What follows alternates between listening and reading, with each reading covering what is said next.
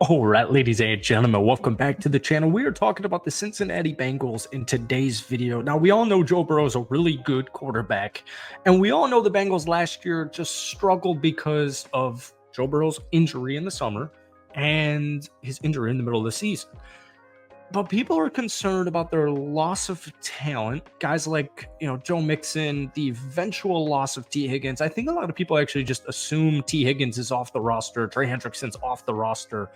While I admit, T. Higgins probably won't be with Cincinnati next year, he still is, and you still have Joe Burrow. And so I was watching like this random clip on Twitter. It was from Mark Sherlith, the OG offensive lineman, right? Offensive lineman. He was actually just completely flaming Lamar Jackson. And, somebody just told me, I think my mom called me the other day and she was like, Stephen A. Smith has the Ravens winning it all. I'm like, all right. My point that I'm trying to get at here is the best quarterback in the division typically wins the division. And I do not believe that Lamar Jackson is better than Joe Burrow, except probably at running.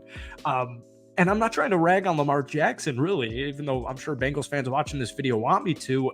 My point here is, and what I was getting with Adam, what he said is, how many round one wide receivers do you need to draft? Your quarterback has a long way to go in developing wide receivers. I don't want to hear any of that BS anymore. And so I just, threw up a Lamar Jackson stat muse.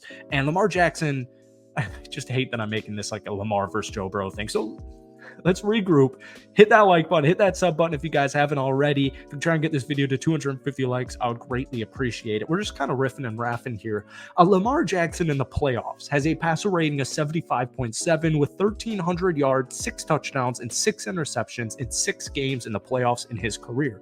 Joe Burrow has a passer rating of about 94 with 1,800 yards, 9 touchdowns, 4 interceptions in 7 games in the playoffs. So he, I believe, has a 5-2 record.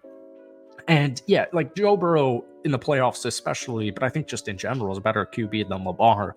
Once again, though, Lamar can run. So my point is, I'm not trying to just like go at the Baltimore Ravens in today's video. My point is, I still have more faith in Joe Burrow, especially when they get to the playoffs. And let me make it all make a little bit more sense here. So I was reading an article on Bleacher Report, like we all are in the middle of the off season. It's technically, or it is July, and it's technically training camp month. And actually the first preseason football game it's less than a month away. But the next 2 weeks are still going to move very slow. It's going to move very slow, actually, probably for the next 3 weeks up until we're actually in training camp. So Bleacher Report was doing like, kind of like 5 NFL teams that could rebound. And here's what they had to say about the Cincinnati Bengals. What went wrong in 2023? Here's the excerpt. The Bengals fell behind the 8 ball early as Joe Burrow recovered from a summer calf injury, and it all went off the rails when the quarterback suffered a season-ending wrist injury in November.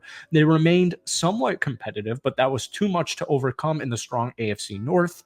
Here's the why it could go right excerpt. Burrow insists he'll be ready to go by the start of the 2024 campaign, and that was the case when he led the Bengals to or beyond the AFC Championship in 2021 and 2022. I feel like this writing's hard, but maybe I'm just stupid. Here's their prediction. They absolutely should contend for a division crown with a healthy Burrow, but there's little margin for error in the AFC Super Bowl race, and the signal caller has been limited this offseason. There's also less talent surrounding him now than in recent years, so I fear Cincinnati may be a one-and-done playoff team. I'm glad they have them actually making the playoffs here. I don't fit in the camp that he has less talent. This is by far, and this is just my opinion, this is by far Joe Burrow's best offensive line in the NFL. Like, Joe Burrow has been in the league for a couple of seasons now. This is by far his best offensive line. And that should terrify the living daylights of you. I remember watching Joe Burrow. I don't think it was his NFL debut. It was the Bears home opener in 2021, the season Joe Burrow, got injured in like game 6 or whatever it was, which was unfortunate. But I remember watching this dude play and being like, damn, he looks really freaking good. And obviously, LSU, like we knew, national champion, we knew Joe Burrow had talent. But my point is, the offensive line has always been just kind of a lingering below the surface issue for the Bengals, resulting in too many hits. And this is by far his best offensive line. So I just want to throw that out there. As far as the running back goes, because wide receiver, what talent Tyler Boyd, folks, the Bengals, if the Bengals wanted Tyler Boyd on their roster, he'd be on their roster, right? They wanted to move on. So you have Jamar Chase, a top 3 undisputed wide receiver in the National Football League. He didn't go anywhere. T. Higgins had a down injured season, but he's a 1,000-yard receiver. The 2 years prior to that, he's still on the Bengals. You still have Mr. Old Reliable Trenton Irwin, and now you've got a great, young, fast playmaking rookie out of freaking Bama in Jermaine Burton. So wide receivers are fine. In fact, I would say Tyler Boyd, was very productive. If anything, their wide receiver room is the exact same, but like Jamar and T are getting better, and you get my point here. Offensive line is perfect. In the running back room, so Zach Moss is now your starting running back. No more Joe Mixon. I love Joe Mixon. I loved him.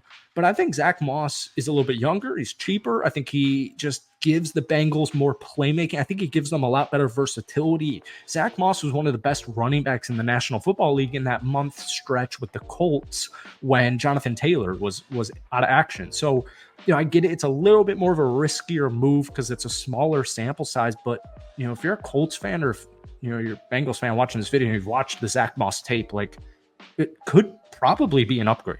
All right. And then you've still got year 2 guy, Chase Brown is your backup running back, who I'm still very excited about because the dude freaking lit it up at U of I. And then the tight end room.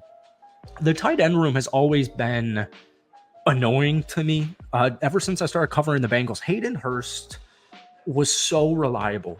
Like, he was freaking awesome.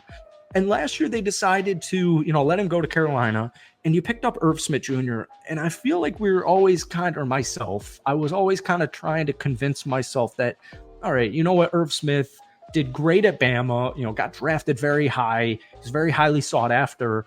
Maybe he just needs a change of scenery. And the best place would be Cincinnati with Joe Burrow. You got a capable, competent quarterback, change of scenery, new offense, new quarterback. Like, Irv Smith's probably going to succeed more than he did in Minnesota.